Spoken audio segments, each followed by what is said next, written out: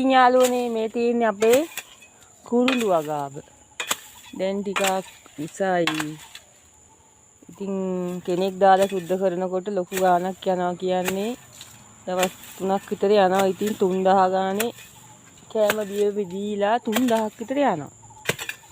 ඉතින් එච්චර සල්ලි අපිට නෑනේ. මට පුළුවන් වෙලාවට මං ඉතින් සුද්ධ කරනවා. දැන් ඉස්කෝලේ නිවාඩුත් දෙනකන් හිටියේ. දැන් ඉතින් මේ සුද්ධ කරනවා අපේ මේ ලොකු පුතාවත් අල්ලගෙන. ලොකු පුතා නම් මේ බොරුවට මේ උදුළු පාරවල් ගහනවා. ඔයයි ඔය වල් කොටනවාද? කුඹුරු කොටනවා වගේ.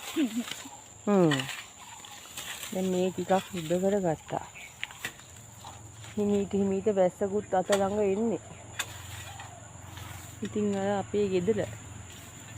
ඉතින් මගේ එකම බලාපොරොත්තු අර ගෙදර ලස්සනට ජනෙල් දාලා හදාගන්න. ඉතින් යාළුවනේ මාව සබ්ස්ක්‍රයිබ් කරන්න, ලයික් කරන්න, කමෙන්ට් එකක් දාන්න. බැනලා හරි කමන්නේ. හැමෝටම සුබ අනාගතයක් වේවා.